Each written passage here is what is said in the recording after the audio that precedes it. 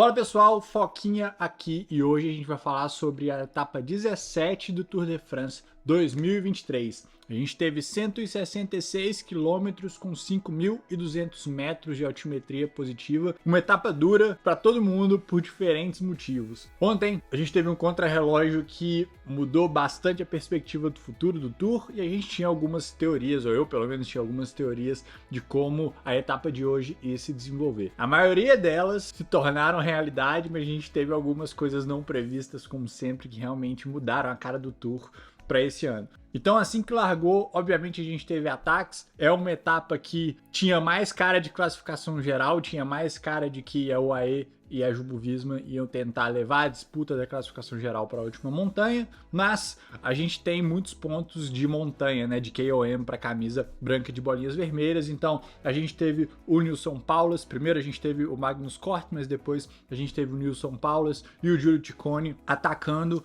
e muita gente entrando junto. A gente teve o Félix Gall, desculpa, da AG2R, a gente teve o Ben O'Connor, que era o líder da AG2R até perder muito tempo, o Skelmos da Trek também, a gente tem o Simon Yates aí, que é o maior perigo para a classificação geral, isso vai influenciar alguns acontecimentos mais para frente na etapa. Então a gente vai ter um grupo grande ali de uns 20 atletas, se não me engano, 20, 25, tem o Alaphilippe ali também no meio, tem dois gregários do Simon Yates da AG com a Lula nesse grupo, isso é importante. Tem a Bahrein Victorious com o Peio Bilbao também, tem o Thibaut Pinot, o David Gaudu, que é da FDJ, da Groupama, que também já perdeu muito tempo na geral, mas ainda tá ali no top 10, e esse grupo da frente é o grupo que, né, tá tentando abrir o gap, tá tentando garantir a camisa de montanha, de classificação de montanha pro Giulio Ciccone, mas a Jumbo-Visma não vai deixar esse gap abrir muito até depois da segunda montanha. Não sei se eles estavam tentando entender a estratégia, escolhendo o que fazer, mas esse gap não vai ficar muito grande ali até a segunda montanha, não vai passar desses 50 segundos praticamente, não vai chegar em 1 minuto até eles passarem da segunda montanha do dia. O que vai acontecer depois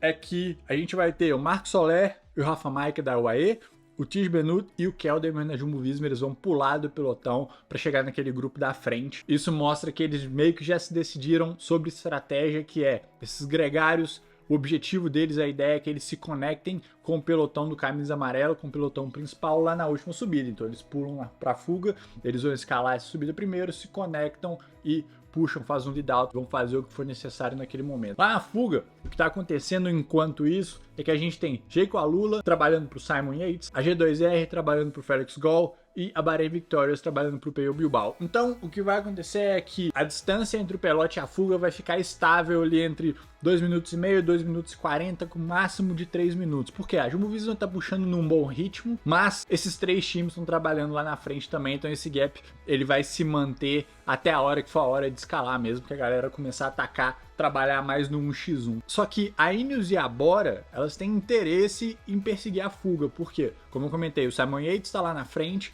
o terceiro da geral agora é o Adam Yates, mas ele já falou que vai trabalhar para o Pogacar, então o Simon Yates, ele ameaça o terceiro lugar no pódio ou pro Carlos Rodrigues, que é da Ineos, ou pro Jai Hindley, que é da Bora. A partir dos 40 km ali, a Bora e a Ineos vão começar a puxar o pelotão, e essa é uma das coisas que eu tinha comentado antes. Era uma possibilidade da Jumbo deixar esses times trabalharem, salvar um pouco de energia, eventualmente até o AE pode também tentar acelerar o pace, subir o ritmo. Isso vai acontecer ali a partir dos 38, 40 quilômetros, e eles vão tentar reduzir esse gap para garantir o terceiro lugar no pódio ou pro Jai ou pro Carlos Rodrigues eventualmente. Lá na frente, a Jayco Alula tá trabalhando muito forte pro Simon Yates. Então, quando a gente entra na montanha, a gente vai ter principalmente a Jayco Alula e a G2R e a Bahrein Victorious de novo trabalhando e o Ciccone ali tentando ficar junto com esse grupo o máximo possível. E o ritmo tá bem alto. Aqui a gente tem o Ben O'Connor trabalhando pro Félix Gall. O gap não baixou muito, tá ali em 2,40. E lá no pelotão, quem tá na frente é a Ineos. A Ineos tá puxando muito forte. Primeiro com o Oscar Freire, depois com o Dani Martinez, eu posso estar confundindo ele, mas depois com o Kwiatkowski também, com o Carlos Rodrigues ali na frente. Só que nessa cena a gente vê duas coisas importantes, tá? O Jai Hindley, ele tá ali no grupo com mais um gregário, então a Bora não tem gente suficiente para mandar para frente, eu tinha comentado sobre isso antes também. E a gente vê que o Pog, ele tá um pouco mais no rabo ali desse grupinho. Não necessariamente isso é um problema agora. A gente tem o Adam Yates ali na roda do Carlos Rodrigues, marcando ele. Jonas Vingegaard, o Sepp Kuss, Marc Soler, que voltou daquele grupo da frente, foi o primeiro a voltar. Eu tinha achado estranho ele ter voltado tão cedo, mas depois vai fazer sentido já já. E a gente tem um Pogacar. 200 metros depois, o Pog sobra do grupo. Se não necessariamente ele está em má forma, porque ontem do que ele fez no time trial foi uma baita de uma performance ganhando do Wout van Aert, mas aqui ele tá sofrendo provavelmente com calor, provavelmente com acúmulo de fadiga. Muito raro a gente ver os atletas hoje em dia abrirem a jersey ou o macaquinho por completo pela tecnologia dos tecidos e tudo mais. Então ele vai sobrar com o Marc Soler junto com ele, óbvio. E a gente até viu depois que ele falou, galera, eu tô muito mal, Adam pode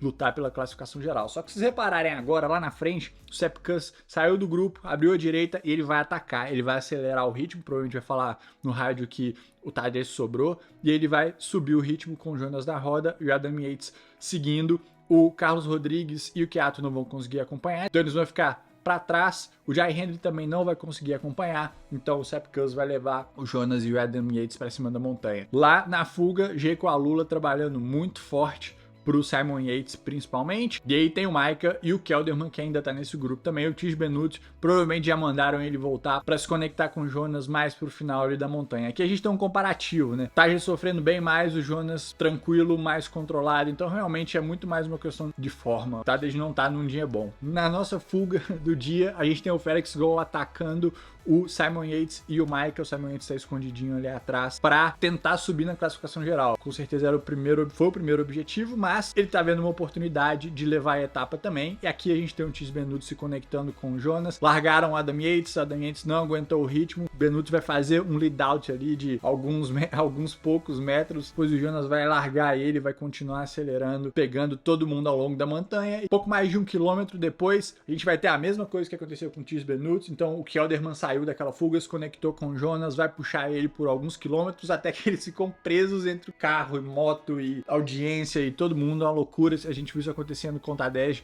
algumas etapas atrás no ataque, e aqui o Jonas vai receber um empurrão tão grande, né? Um incentivo tão grande ali da galera que ele quase bate na roda traseira do Kelderman e quase cai. Lá em cima da montanha, o Felix Gall é o primeiro a passar lá em cima, com o Simon Yates vindo logo atrás, 10 segundos, 20 segundos atrás do Felix Gall. Enquanto isso, o Jonas Vingegaard ele tá buscando todo mundo. Ele chegou aqui no Pello Bilbao e no David Gaudu e tá levando geral até o topo da montanha. Felix Gall é o cara que vai levar a etapa, subir bastante na classificação geral, porque tem bônus de tempo no final também. A gente vai ter o Simon Yates chegando em segundo ali, 20 segundos atrás do Felix Gall, e a gente vai ter o Pello Bilbao chegando em terceiro, né? O Jonas carregou ele, o David Gaudu, mas o David Gaudu não conseguiu acompanhar. O Pello Bilbao manteve o ritmo ali, passou em terceiro, o Jonas passou em quarto, e a gente vai ter o Pogacar passando 7 minutos e 38 atrás do primeiro colocado, uns 6 minutos atrás do Jonas. Então essa foi a etapa de hoje. O Pog ele até teve uma quedinha que eu esqueci de comentar também, bateu roda no começo da etapa, caiu, tava com um raladinho ali no joelho, provavelmente nada demais, nada que afetasse a performance suficiente para estourar o motor assim. Aqui parece muito mais ser uma questão de forma mesmo, de fadiga do contrarrelógio de ontem, de fadiga acumulada ao longo das últimas 2 semanas. Não parece ser um problema de calorias como ele teve no ano passado, por exemplo, que não comeu e não bebeu e aí faltou energia mesmo. Foi mais um dia ruim, só que um dia ruim que fez com que o Jonas batesse o martelo,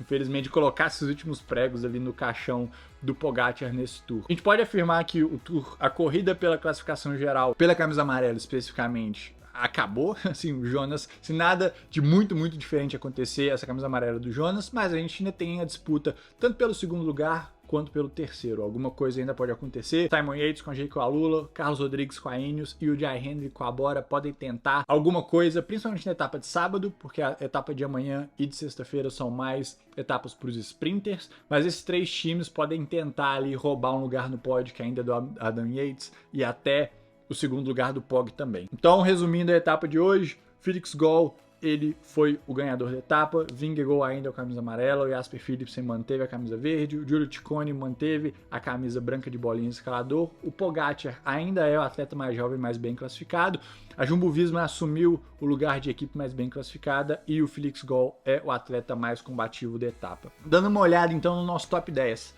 a gente tem Jonas ainda em primeiro, Pog mantendo a segunda posição, Adam Yates em terceiro. Carlos Rodrigues a 2 minutos e 44 ali do Adam Yates, Simon Yates 18 segundos do Rodrigues e a gente tem o Pello Bilbao a 41 segundos, desculpa, do Simon Yates. Jai Hindley também tá ali 1 minuto do Pello Bilbao, o Felix Gall subiu bastante, tá em oitavo, mas já tá ali a 2 minutos e meio, 2 minutos e 40 do Jai Hindley, Sepp Kuss em nono, David Gaudu em décimo. Esse é o nosso top 10. O que a gente tem amanhã? Uma etapa para os sprinters, a gente tem 2 montanhas categorizadas de categoria 4, que são relativamente curtas e longe da chegada, são 185 quilômetros, a gente não deve ter muito mais do que talvez 600 metros de altimetria aqui. A gente tem um sprint intermediário, além dos pontos disponíveis para quem ganhar a etapa também. É uma etapa clássica com cara de sprint, sem considerar que o pelotão tá cansado de hoje e provavelmente está aguardando mais o sábado também, que vai ser outra etapa dura. Quer continuar acompanhando tudo que acontece no Tour de France 2023? Se inscreve aqui no canal, dá like nesse vídeo, compartilha com a galera